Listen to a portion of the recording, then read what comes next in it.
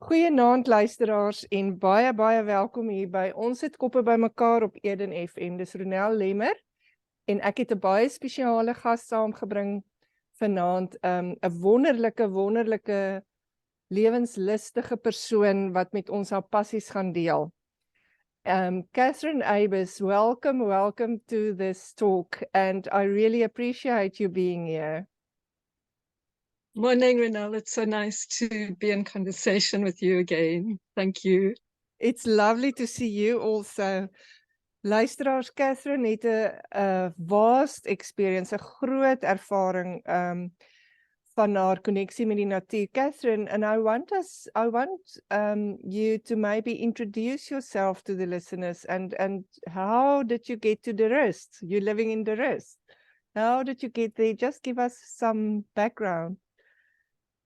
Okay, so after school, I actually grew up in Johannesburg, and then after school, I studied BSc agriculture. So there was an interest in a rural life in Pietermaritzburg. And just after actually finishing university, Ross is my partner, we tried to set up an organic farm just outside of Nelspruit. So it was already a vision back then for us to supply organic produce for people. And what happened there is that it was about 30 years ago now. So what happened there is that when we did have our organic produce and we had it on a little table at a pat stall just outside of Nelspruit, when people would come into the shop and they'd see the sign organic produce, they'd say to us, "What does organic mean?" So I think we were just a little bit before our time. And in the interim between then and before buying the farm Numbi Valley, we actually ended up guiding and being lodge managers in various places throughout Botswana and South Africa. So a deep connection with nature. And then we were very fortunate 18 years ago to be able to purchase a piece of land in the Karoo. So initially it wasn't going to be here in the plain Karoo. Originally we were looking in wilderness. We wanted to come in to live close to the ocean because we had been in Botswana, a landlocked country, for so long. But then it turned out for us that wilderness felt quite developed after living in big wild spaces. And so somebody suggested we come over the Outeniqua Mountains and look for land here. And we fell in love when we saw the vastness of the Klein Karoo and the unspoilt nature. Wow. En luisteraars, ons is besig met 'n Zoom opname en ek sit hier en kyk na Kathryn se agtergrond. It looks like a lush background you have there, Kathryn. Yeah, tropical like bananas. Yeah. So will you please explain again what is organic food? Okay, so actually what we practice here is we practice permaculture, which is a system of, it's a design science. So we use that design science to regenerate agricultural spaces where we produce food, but we work in harmony with nature.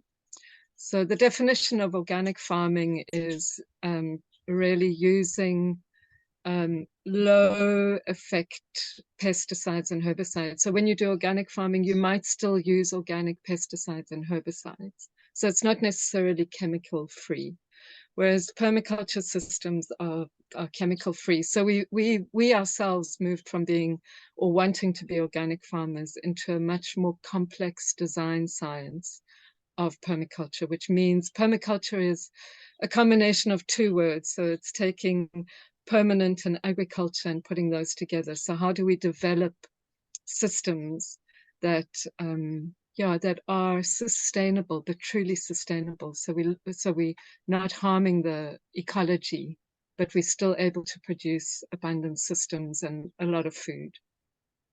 That is very interesting. I was looking at a video that you sent me. Luisteraars, ek sal 'n link stuur op ons ons sit koppe bymekaar Klein Karoo Connect se gesigboek Facebook laat en ook op YouTube dat julle daarna kan gaan kyk, want dit is eintlik, it's fascinating, Kathryn, when I saw what you're doing, how you learning from nature what the plants need, and that little bugs need actually the pests that are there. So if you interfere, that really struck me.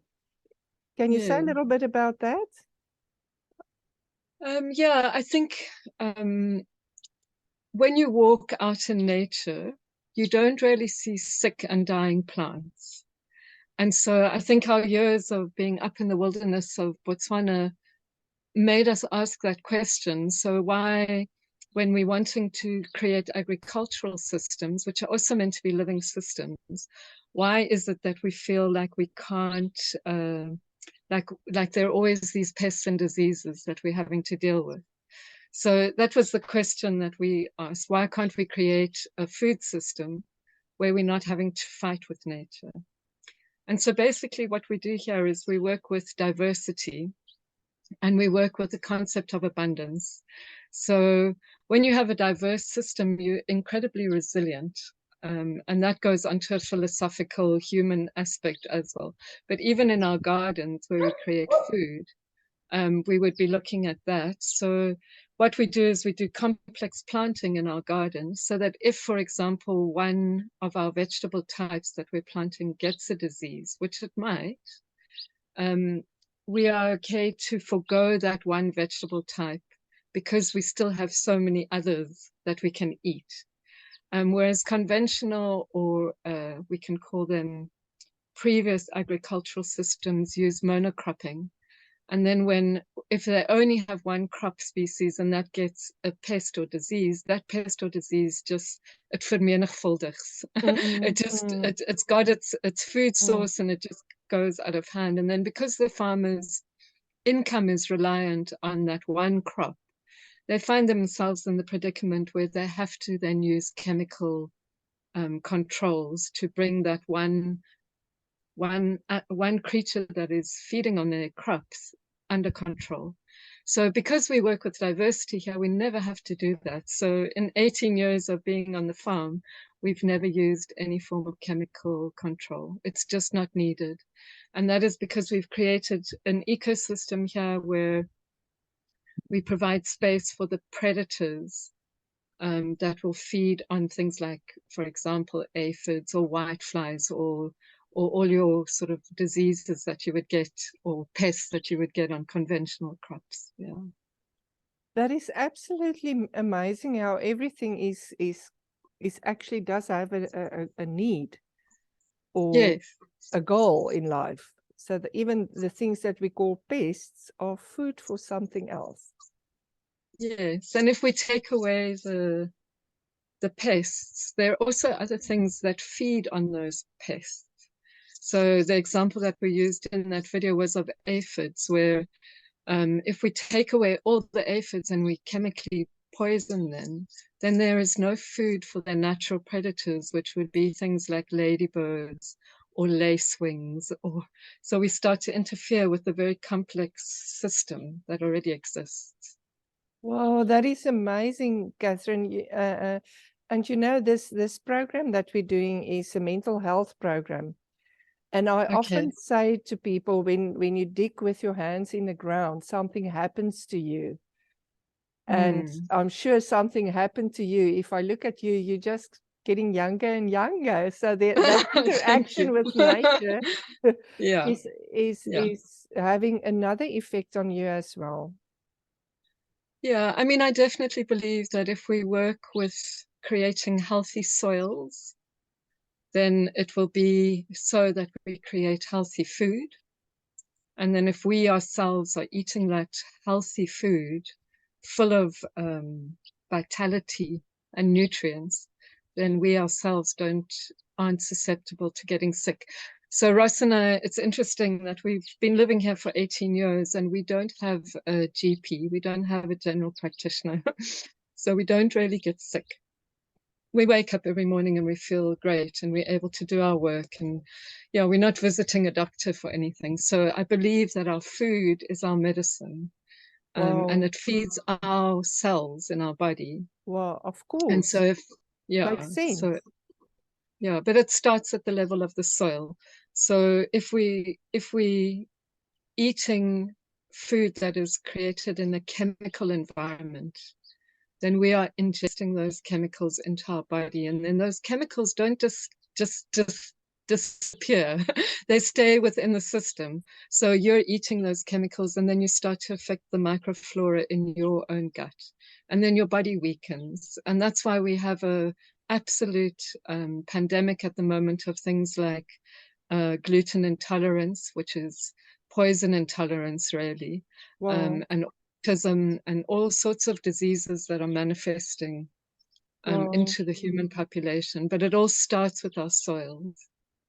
Wow, that is so interesting. It's mind-blowing, Kathryn. So during COVID, your immune systems were really strong, I believe. Yes, completely. You So didn't it was so even worry. interesting. Yeah, there was no concern for us. And actually, when we went into COVID, we were almost unaffected by it because we live a life where we produce our own food, and we completely can sustain ourselves from this piece of land. Because of that, there was no, yeah, we weren't really affected by it. And it almost felt like we had been perfectly prepared for Wow. lockdown, but we had never planned to be prepared for it. It's just the way that we choose to live, that Wow. allowed us that. Yeah. Wow. And speaking of the self-sustained, when I asked you for this talk, I was worried about load shedding, and you said you don't care about load shedding because you're self-sustained. So that Yeah. is, so it's like you were preparing, as you say, long before everything happened. So how are you self-sustained power-wise? Yeah, so we don't really do it to prepare for whatever people call it, Armageddon or whatever's coming. But I just love to be self-sufficient. So I Yeah. find that when I'm self-sufficient, then I don't have frustrations. I guess what we're seeing at the moment is so much frustration with um, load shedding and with Eskom, etc. And that's, I believe, is because we've given our power away. So we've said to someone else, here it is, you take care of my food, you take care of my power, you take care of my water. And yeah, so what we've done here on the farm is that we provide our own power through solar, and we have since we got here. So since 2004, Yes. we've been off the grid. And we Yes. provide our own food and we provide our own water. And it's incredibly empowering to do that because, yeah, you're not giving any aspect of your life away for someone else, to someone else. Sure. And so in 18 years that we've been here, Russ is incredibly handy. So we've actually never brought in an electrician or brought in a plumber or brought in a builder or Yeah. any kind of consultant, because we empower ourselves through reading and learning new skills. Yeah. That is so incredible, Kathryn, because I think that is what I see in my work is that people get so despondent and moedeloos, and I think that is the concept that you're talking about, giving your power away, waiting for Yeah. somebody else to fix the situation, and that Yeah. makes a lot of sense. So Yeah. so you've learned a lot since you're there, and it just came So naturally, much. actually. Yeah, so much. Yeah. Yeah. Kathryn, we're going to do an ad break at the moment. So just tell me a little bit about Joni Mitchell. We're going to listen to Joni Mitchell, Big Yellow Taxi. Just Okay. tell me, why did you choose that song? Yeah, so that song sort of was on the charts when we were at university, or we listened to it a lot at university. And it's the idea of her lyrics are we cut down the forest and we put up a parking lot, and then we charge people $1.50 just to come and park there. So it's that whole Yeah. idea of how we're so caught in this capitalist system, and in the process of the capitalist development, we destroy nature. Wow. Yeah, so it's just challenging that. Yeah. Luisteraars, kom ons luister dan nou na Joni Mitchell, Big Yellow Taxi.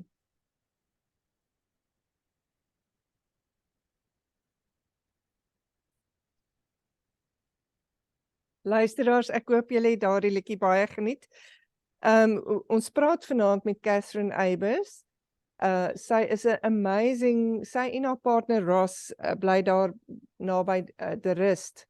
En hulle het 'n hele permaculture plaas daar aan die gang en dit is fascinerend om te kyk en hulle hele filosofie van as ons gesonde kos en nie net gesonde kos wat iewers anders produce is nie, maar as ons met liefde voedsel plant, daai liefde gaan terug in ons liggaam as ons dit eet en dan skei ons dit weer uit die liefde terug in die natuur. That was now my own interpretation, Kathryn. Lovely, lovely. So giving and receiving, talk to me about your idea that you have. I don't want to spill the beans. You need to tell me that Okay, project. so Ronell, I don't know if you know that we were together with Celia LaRue, our partners. We ran Spence Plus during lockdown. So that was a community garden based on their farm, on the LaRue's farm. Just tell us a bit more about that. I'm not sure I know about that. So that was an exchange basis. So as lockdown happened, we realized people in De Rust were starting to collect finances to buy food packages for people in need that didn't have an income anymore. And then it was actually Celia LaRue that then said, why are we doing that? We're not necessarily a wealthy community within De Rust, but we're a farming community. So why don't we take land and rather grow food? Wow. So Spence Plus was initiated from that. And then it ended up being a community-supported agricultural system. So where people came and volunteered, and in exchange for volunteering in the morning, they would be able to harvest from that 1 hectare of produce, whatever they wanted. They could take home whatever was in season. And then that project ran for 2 years. It was one of the most beautiful things I've ever been a part of. And it was so integrating for me. It integrated the area of Blomneck and De Rust people beautifully. So yeah. And then after 2 years, it kind of came to an end, that project. And that was good because a lot of people started going back to work, and that feeling that I needed community support sort of lifted and eased a little bit. And then recently we got involved with a garden in Bongaletu.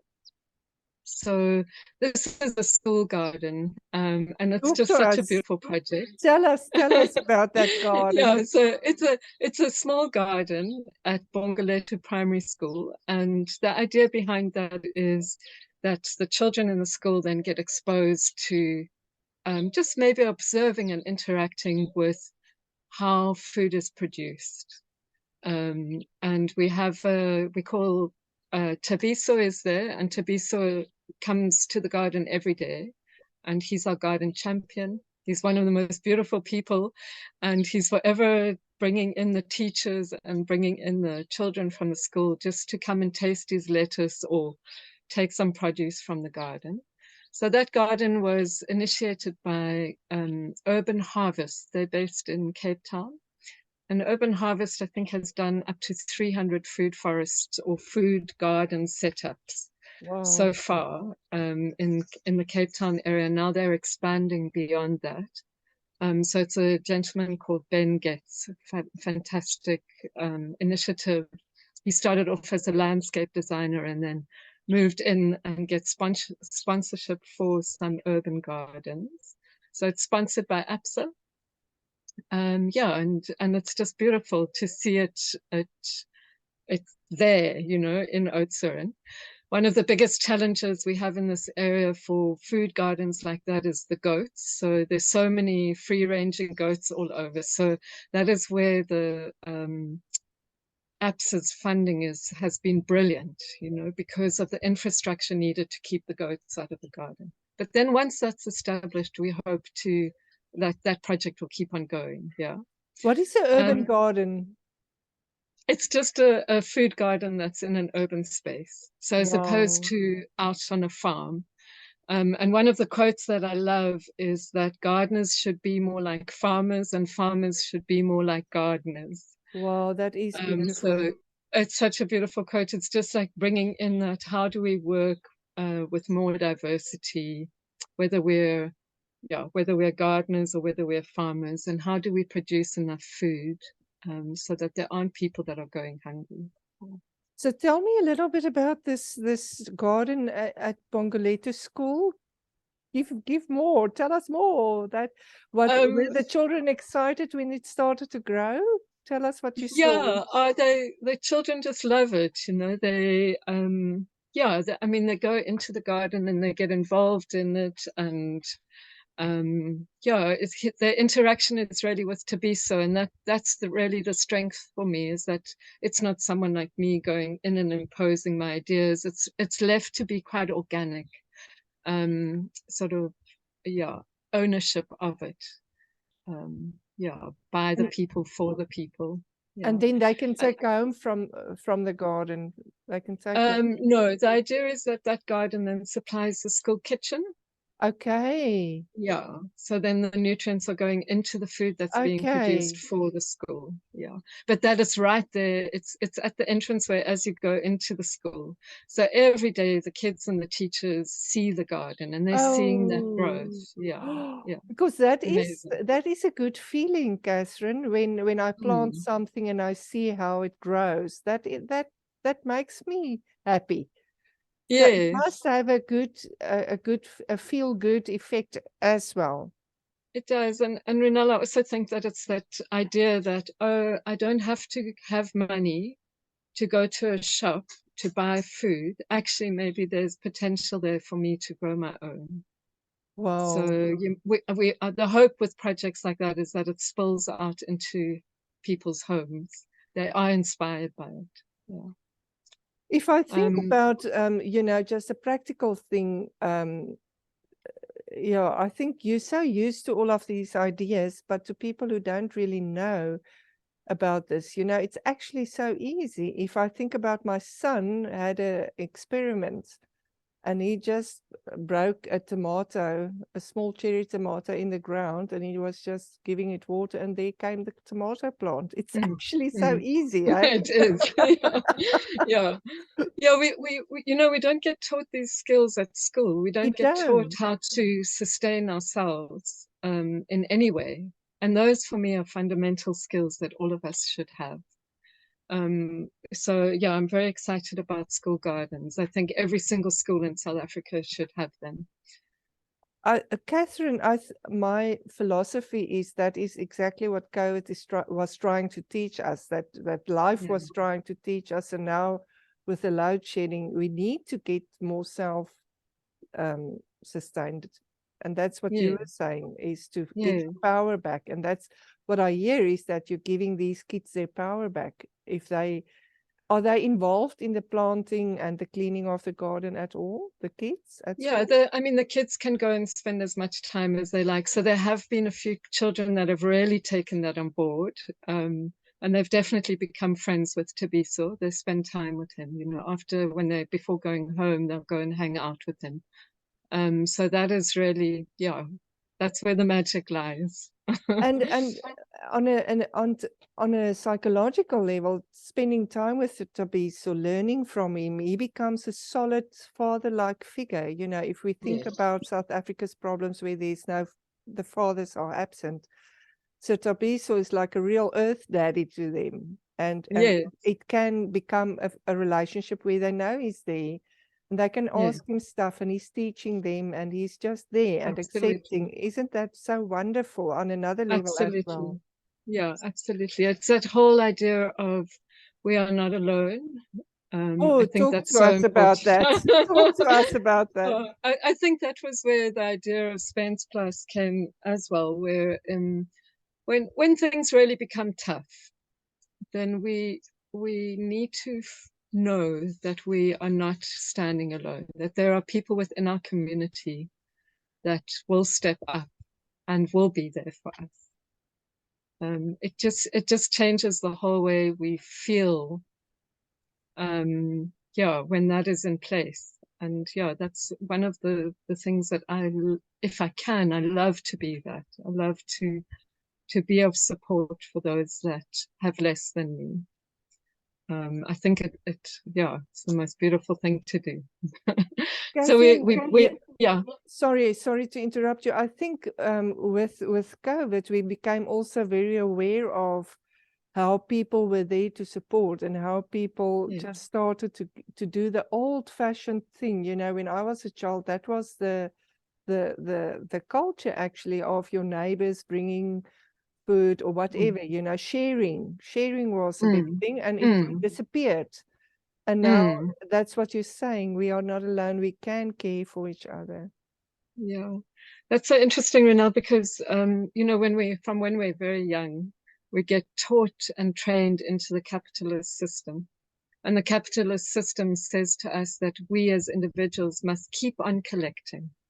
We must take more and more and more just for ourselves. So, and it's very difficult to question that when you're so deeply in that system.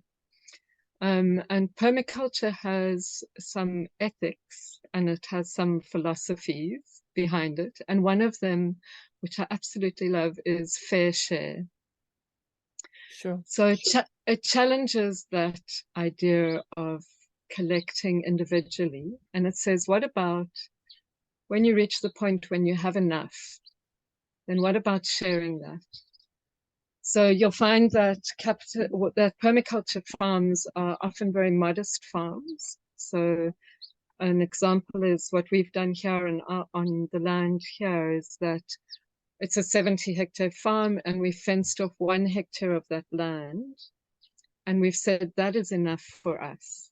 And then the 69 other hectares is there for the wildlife. Because that's what we also need on this earth. Yeah, they have as much right as us, you know, yeah. And then it will also challenge it in other ways, like fair share. It depends how you want to interpret that. If I have enough food, then I'm able to give that or share it with other people. Or if I have skills, then I can share those with others. So it's such a broad, beautiful ethic. And it really challenges us to look at why do we believe the things that we do? Why are we capitalists? You know, why have we become so entrenched in this system that actually doesn't benefit many? It benefits a select few, maybe the top 5%, and then a lot of people are really struggling in that system. Yeah. And I like what you did at Spence Plus. If I come help and work there, my pay is in the food that I'm helping to grow. Do I understand correctly? Yes, yeah. And you did, and then you can do with that what you like with the produce. Yes. You could resell it, or there was a woman that was cooking it up and reselling that, or you know, if it was feeding your family, yourself, it didn't matter. There was no concern as to what you did with the produce after that. It was yours. Yeah, sure. And you did get people to come and help. They did buy into it. Ronell, it was amazing. Wow. Yeah, we would easily have between 20 and 30 volunteers in a day. Wow. You know, especially right in the beginning when things were very crucial. Wow. Yeah. And we produced incredible volumes of food. Yeah. Wow. Luisteraars, ons gaan nou weer luister na 'n liedjie van wat Kathryn gekies het. Dis Johnny Clegg, Asibonanga. Kom ons luister daarna. Ons gesels net nou verder. Welkom terug luisteraars. Ek hoop julle geniet ons gesprek vanaand. Ek gesels met Kathryn Eybers. She's a permaculture farmer in the Rust area, but she's much more than that. She's a philosopher, she's a giver, she's a parent to many, she's an aunt to many, she's just a wise woman that I've got the privilege to talk to today. Thank you so much for being here, Kathryn. We're talking about you said that we are not alone. That's the one concept, and fair share, what you know, to share with others that don't have. What is your next project? Okay, I'm super excited about the next project. So we've just launched it now. We're calling it the Fruits for Life. And what we found with previous food gardens is that it takes a lot of consistency to grow vegetables. So, you know, you can't turn away one day and not water it, and especially in the climate in the Klein Karoo during January, February, March. And that people can become despondent because of that. Maybe there's a shortage in water or whatever it may be. Whereas the idea with Fruits for Life is that together with the Garden Club in Durst, the members of the Garden Club are going to, it's now the time, midwinter, it's the time to take hardwood cuttings of fruit trees. And there's some really resilient fruit trees that grow well in the Klein Karoo. And that's figs, mulberries, grapes, all kinds of grapes, and pomegranates. And we're going to start off by doing the cuttings of those trees. And they really grow easily. They're drought tolerant, they handle the heat, and they don't get a lot of pests and diseases on them. And I mean, they're just such wonderful fruit. There's no child that doesn't enjoy eating mulberries. I mean, I Yes. grew up eating them on the way back from school. So the idea is that we're going to work with gatekeepers within the Blomnek community, and those people will recognize homes that do want to become involved in the project, and we'll plant 1 tree per household to start with. Wow. And the vision of this project is that there would be so much fruit in Blomnek itself. So when the mulberry is ripe, people share that tree, and then when the pomegranate's ripe, they go and share that tree. Yeah, so that there will just be such an abundance. That sounds amazing. And what you said about eating the berries on your way home from school, when you told me about this Fruits for Life, I imagine this tree overgrowing over the hedge or whatever, and people walking by also eating. Children going Yes, to school eating from the exactly. fruits. Yes, yes. And that we would be happy to share because we know that there's so much. Yeah, so we don't have to protect our 1 tree, you know, from others, because the idea is that Yeah, there will be so there will many. be so many. Where do you get the trees from? So we're going to propagate them ourselves in the garden club. Yeah. So it's Wow. also, yeah, it's by taking hardwood cuttings. So those are interesting fruits for me because they are biblical fruits. And I often look at why are they biblical fruits, and you know, some of the other fruits like a peach or an apricot you can't do from a hardwood cutting. And hardwood cuttings are just incredibly easy. You know, you take a piece of the wood, finger thick, and you place it in a piece of sand, and they root and they shoot leaves. It's a miracle of life. Wow. And then Wow. why is it that those trees are considered biblical? You know, was it because they were so easy to propagate that it was a gift, you know? Wow, that's very So, interesting. I didn't know that. hmm. And an avocado? Yeah, Is so that they're a easy little to bit more, grow? I mean, they can be grown from pips, but they often don't produce fruit. So they're more challenging, Oh, but you can graft. I mean, we can all learn how to graft what fruit is trees. grafting? So grafting is where you take a certain rootstock. You grow, for example, let's say a rough skin lemon.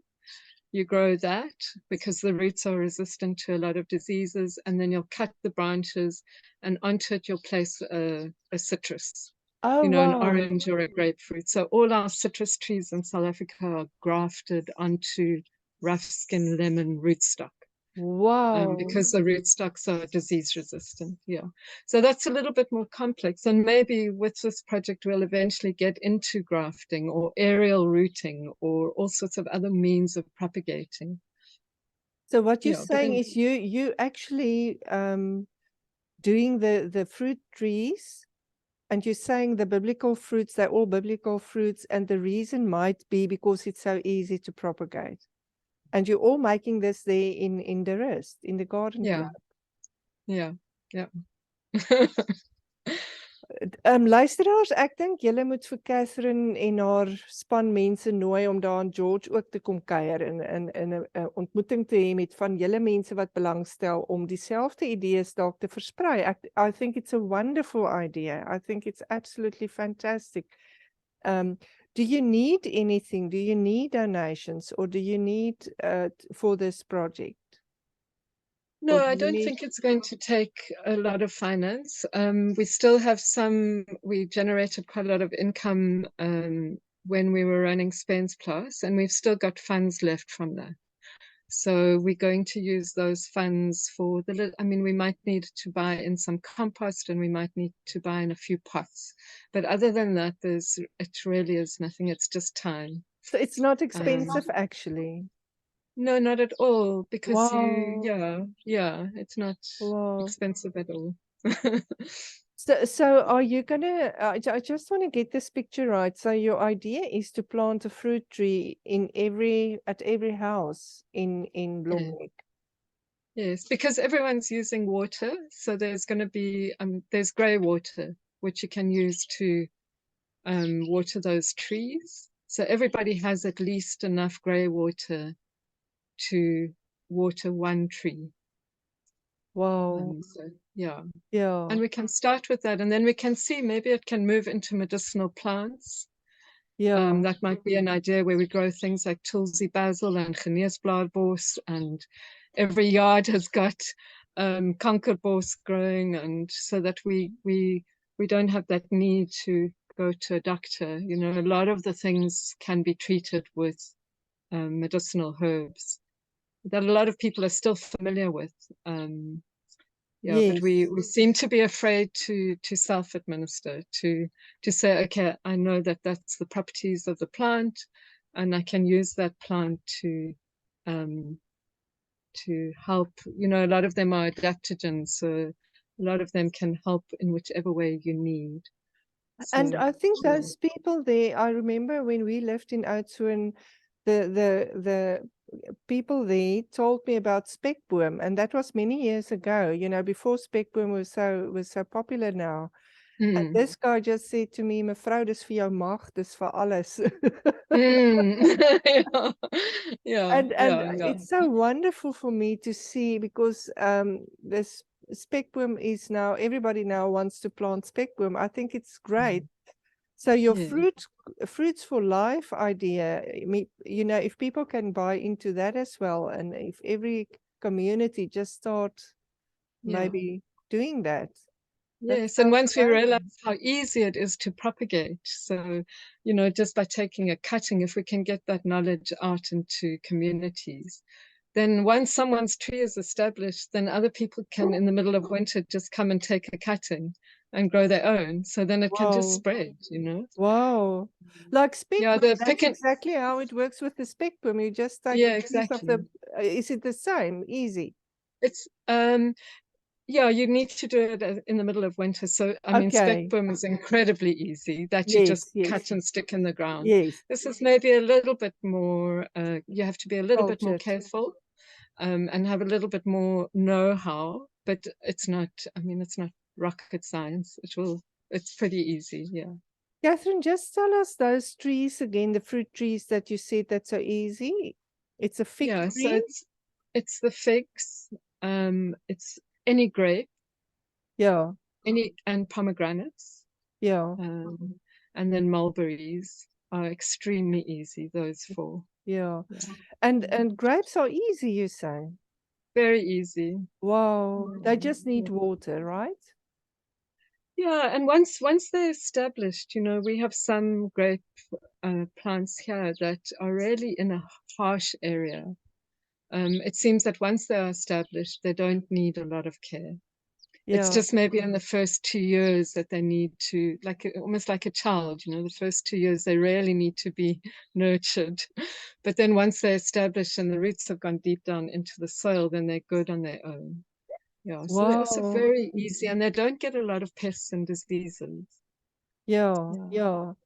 It's not like the softer fruit, the peaches and the apricots. Yes, exactly. More hardened fruits. Yeah. And a fig tree likes a kitchen. They likes to grow close to a kitchen. I heard.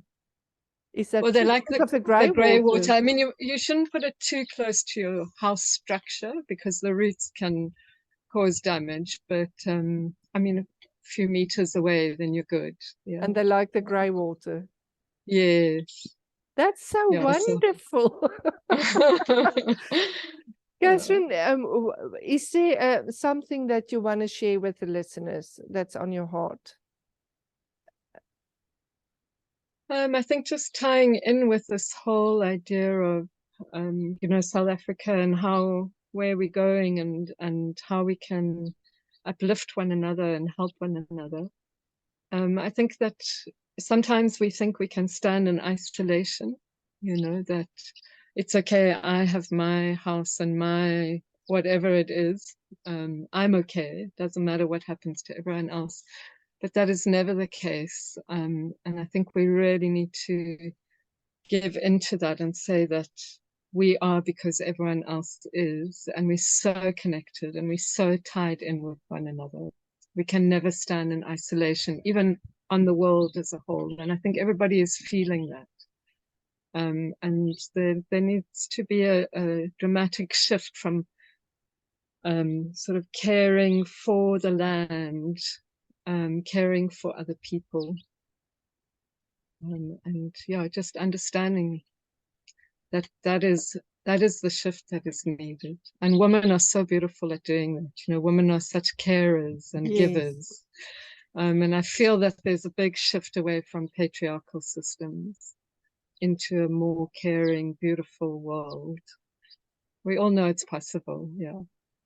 You know, it really connects with what we said, what we discussed in another talk we had, is about how we moved away, how we became disconnected from each other. And a disconnection actually creates a feeling of danger.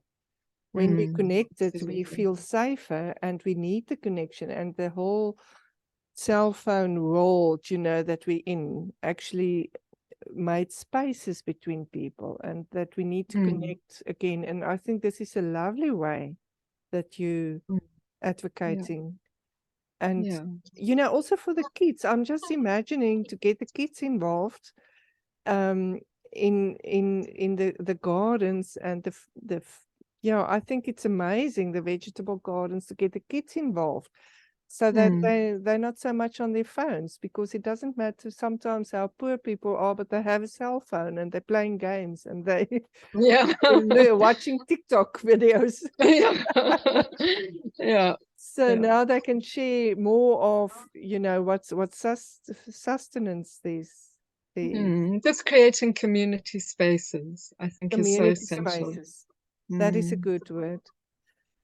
Kathryn, thank you so much. I think we're definitely gonna have a follow-up talk maybe on the medicinal plants if you want, or anything else that we can share. I think we need to have a follow-up, and we need to check in again as well, maybe in a year's time, to see how your Fruits for Life project is going. And we wish you all the best with that. Is there, if people have questions, are you willing to answer emails or? Sure, they can send an email to Numbi Valley. That's NUMBI Valley, VALLEY @gmail.com. I am also on social media, so they can find me on Instagram or Facebook if they want to follow. Are you under Numbi Valley, or are you under Numbi Valley? Yeah.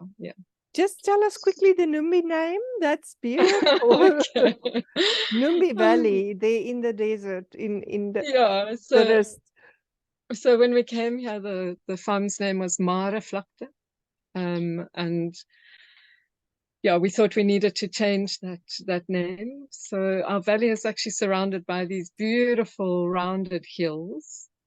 And Numbi is Zulu slang for breasts. So we changed that just to bring in the fertility idea into the valley.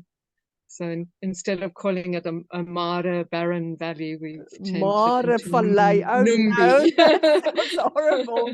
And Numbi is luscious. It's this Yes, luscious yeah. boobs that's there Yeah. around you, surrounded by luscious boobs there around you. Yeah, That's yeah. beautiful. That is Thank beautiful. you. So luisteraars, kontak gerus vir Kathryn op Facebook of Instagram by Numbi Valley, Numbi. Numbivalley. N vir nou, nie 'n M nie.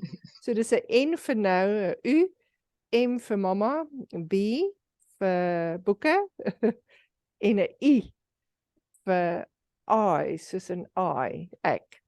Numbi Valley. Kontak gerus vir Kathryn. Sy gaan beslis julle vrae antwoord. En as julle ook Kathryn, can they by appointment come and look at what you're doing? Or are you very private? We do farm tours, so you can book a Okay. farm tour. Yeah. So you do farm tours. That's amazing. Yes. And people can Yeah. come learn there. Do you do Yeah, workshops and so other stuff? we do workshops in natural building, and then we do farm tours where we share our story of regeneration, of how we changed a degraded ostrich farm into an abundant food system using permaculture design. So if people want to, yeah, they can book a tour. Fantastic. Thank you so much, Kathryn. En nou gaan ons luisteraars luister na die laaste liedjie van wat Kathryn gekies het, dis Johnny Clegg. It's a cruel, crazy, beautiful world. That's so applicable. Kathryn, thank you so much again. Thank you, Ronell. So great spending time. Thank you. So I'm looking forward to our next talk. Goeienaand luisteraars, hoop julle het 'n lekker week.